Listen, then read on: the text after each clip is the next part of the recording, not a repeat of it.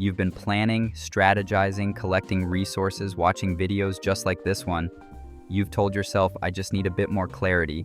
You've mapped out steps, drawn flowcharts, maybe even color-coded your Google Calendar, and yet, nothing's happening. No action, just more plans. If you're so smart and prepared, why does it feel like you're stuck in place?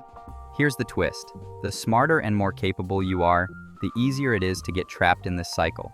By the end of this video, you'll know exactly why your intelligence might be sabotaging you, and how to finally make progress with the help of dolphins, octopuses, and a little nervous system magic. Part 1. The Smart Person Trap. So you're stuck. What do smart people do when they feel stuck? More research, more planning, more videos just like this one. But clarity? Nah.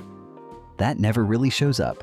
Instead, your brain gives you more options, which just creates more confusion. That's the trap, the overthinking loop.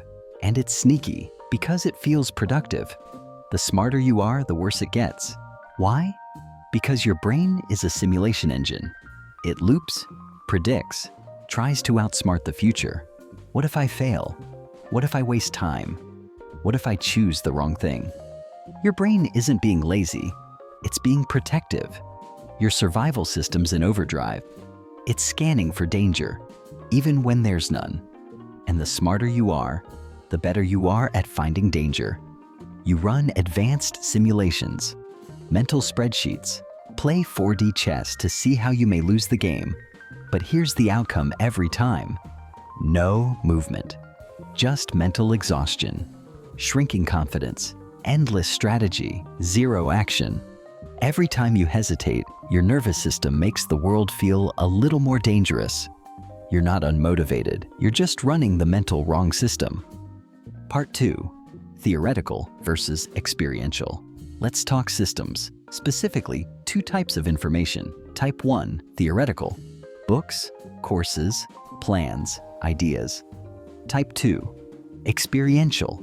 Action, emotion, feedback, sensation. Overthinkers are addicted to Type 1 and terrified of Type 2. Because theoretical feels amazing. You feel clever, prepared, in control.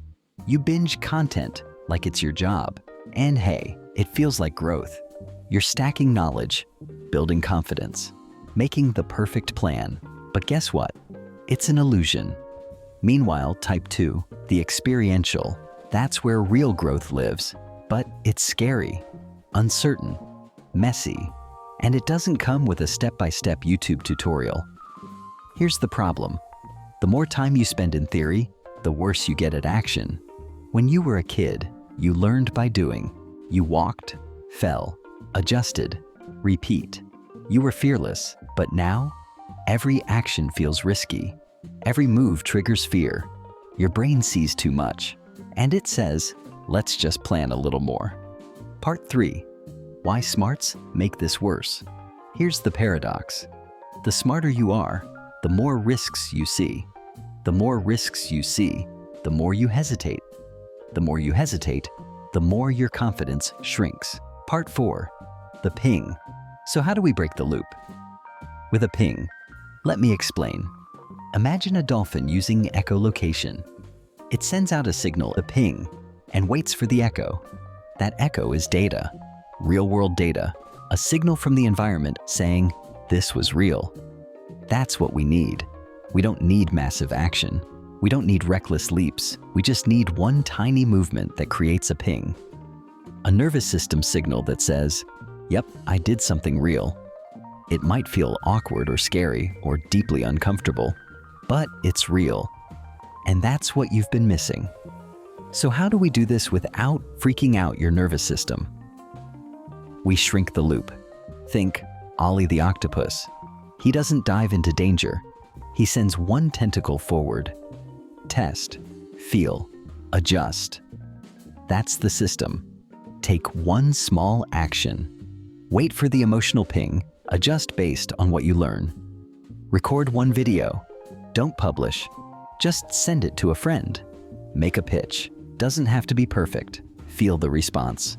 No overcommitment, no pressure, just one safe, small ping. Here's the final thought. Type 1 feels productive. but it's a trap. Type 2 feels scary, but it's real growth. The ping is your compass. You don't need more strategy. You need more signals. So ask yourself, did I take any action today? Did I get a ping? Did I learn something that planning alone could never teach me? Because if you're not gathering emotional feedback, you're not learning. You're just stuck in a thinking loop. This was my time. Make sure to smash the subscribe button and share this video who you know is often stuck in this thinking loop.